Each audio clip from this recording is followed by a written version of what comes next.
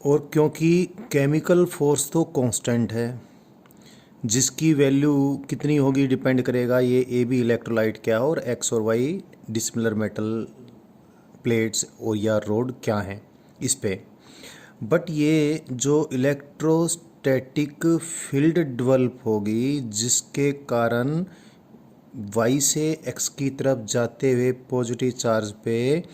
Chemical force के opposite direction में electrostatic force लगेगा।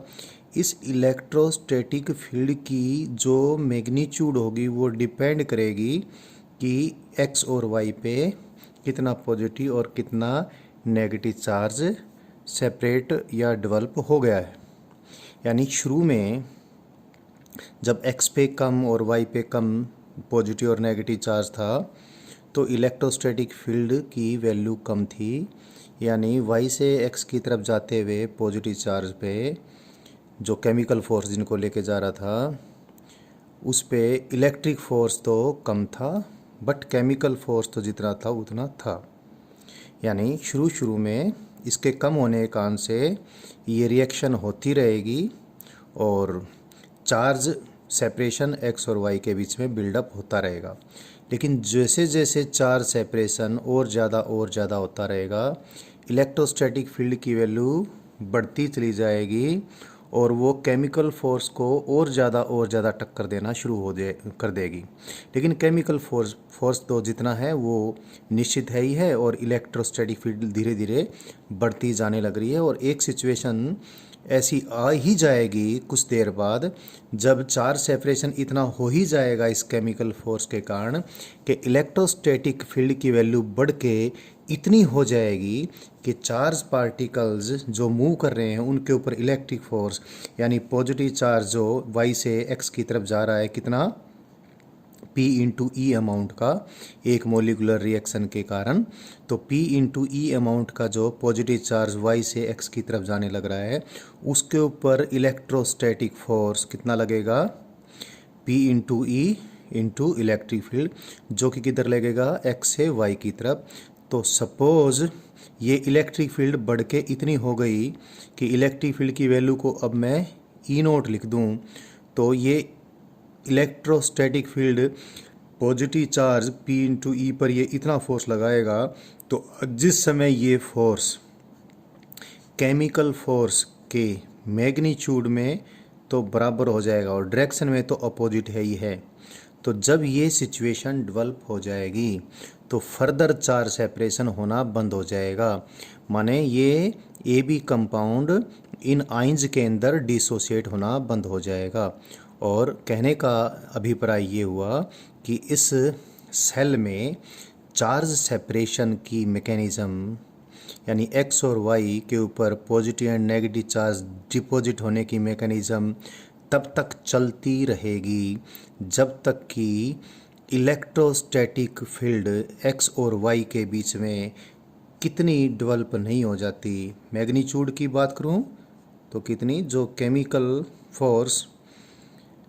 इस सेल के अंदर प्रेजेंट हुआ है एक्स और वाई और ए बी कंपाउंड के कारण डिवाइड बाई पी इंटू ई। और डायरेक्शन की बात करूं तो ये क्लियर है ही है, इलेक्ट्रोस्टैटिक फील्ड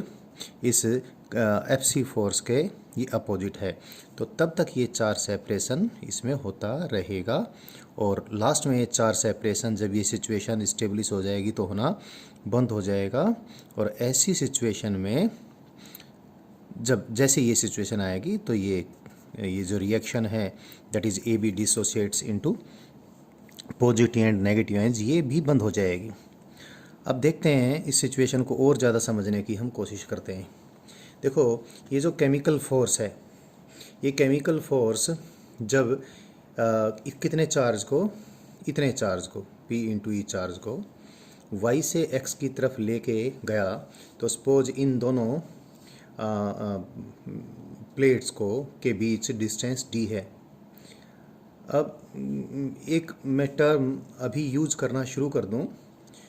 जब इस वोल्टेज सोर्स को मैं किसी कंडक्टर में करंट फ्लो करवाने के लिए या किसी और डिवाइस के अंदर हम करंट फ्लो करवाने के लिए यूज करेंगे तो एक्स और वाई को इस वोल्टेज सोर्स के हम टर्मिनल्स बोलेंगे। या इलेक्ट्रोड्स भी बोल सकते हैं। तो x को पॉजिटिव टर्मिनल और y को मैं नेगेटिव टर्मिनल बोलूँगा। तो जब ये केमिकल यानी ये जो डिस्टेंस d मैंने लिखा है यहाँ पर, ये इसके दोनों इलेक्ट्रोड्स के बीच यानी इस सेल के वोल्टेज सोर्स के दोनों टर्मिनल्स या दोनों इलेक्ट्रोड्स के बीच में इतना डिस्टेंस है। केमिकल फोर्स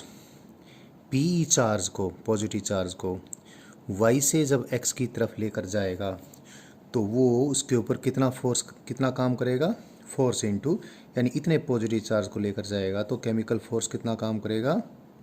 इतना काम करेगा। Fc इंटू डी, इतना वर्क ये केमिकल फोर्स करेगा इतने पॉजिटिव चार्ज के ऊपर। यानी जब ये एक मोलिकुलर रिएक्शन होती है तो जब एक मोलिकुलर रिएक्शन में पी चार्ज y से x पे जाता है तो ऐसी सिचुएशन में इस प्रक्रिया के दौरान chemical force P positive charge को y से x पे लेके जाने में कितना काम करता है, इतना काम करता है। यानी वर्क डन पर unit positive charge, work done पर यूनिट पॉजिटिव चार्ज, यानी P को मैं चार्ज क्यों बोल देता हूँ, वर्क डन पर unit positive charge by this chemical force in moving the positive charge from y to x is equal to Fc into d divided by P into E। इतना काम करेगा। और ये काम जो केमिकल फोर्स करेगा वो उसको करने की ताकत, करने की एबिलिटी कहाँ से मिल रही है, इस एनर्जी रिलीज से।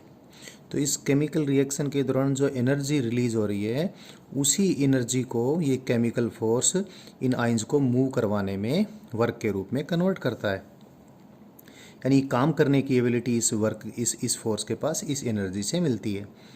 अब देखते हैं, जब पॉजिटिव आयंस y से x की तरफ जाएगा तो इलेक्ट्रिक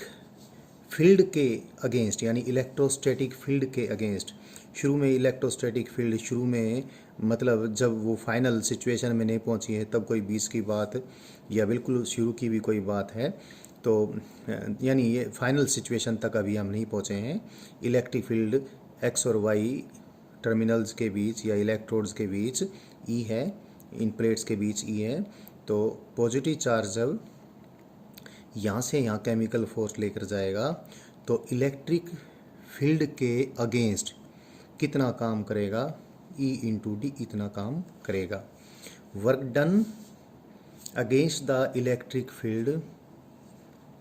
यानी negative of the work done by the electric field कह लीजिए, between two points is the potential difference between the two points. यानी E इंटू डी का मायना है x और y के बीच में कितना पोटेंशियल डिफरेंस है। y से x की तरफ जाने में क्योंकि इलेक्ट्रिक फील्ड के अपोजिट गए तो x हायर पोटेंशियल पे होगा और y लोअर पोटेंशियल पे होगा। तो जैसे जैसे चार्ज सेपरेशन होना शुरू हो जाएगा x और y के बीच में वोल्टेज या पोटेंशियल डिफरेंस डेवलप होना शुरू हो जाएगा। जब इलेक्ट्रिक फील्ड, इलेक्ट्रोस्टैटिक फील्ड इस सेल के अंदर E डेवलप हुई है x से y की तरफ, तब x और y के बीच में जो पोटेंशियल डिफरेंस है वो E इंटू डी है। अब थोड़ा सा हम आसानी से कुछ चीज़ों को और समझ सकते हैं। यानी एक कूलम के पॉजिटिव चार्ज को, यानी यूनिट पॉजिटिव चार्ज को केमिकल फोर्स y से x की तरफ जब लेके जा रहा है तो वो उसके ऊपर कितना काम कर सकता है, इतना काम कर सकता है जो मैंने अभी बताया। Fc इंटू डी कितने चार्ज को लेकर गया, Q चार्ज को यानी P चार्ज को, तो पर यूनिट चार्ज ये कितना काम कर सकता है, इतना काम कर सकता है। और एक कूलम के चार्ज को यहाँ से यहाँ तक लेकर जाने के लिए इलेक्ट्रिक फोर्स के अगेंस्ट उसको काम कितना करना पड़ेगा, इतना करना पड़ेगा, क्योंकि E की वैल्यू जब तक ये नहीं हुई है तब तक ये किससे कम है, Fc इलेक्ट्रिक फोर्स की वैल्यू जब तक electric field final maximum value तक नहीं पहुंचती है तब तक electric force on the positive charge is lesser than chemical force, या यूं कह लें E is lesser than chemical force पर unit positive charge, so E into d is lesser than F c into d divide by P into E. मतलब ये कि जब electric field इस फाइनल वैल्यू से कुछ कम है तब x और y के बीच में जो पोटेंशियल डिफरेंस है v, यानी जो E इंटू डी,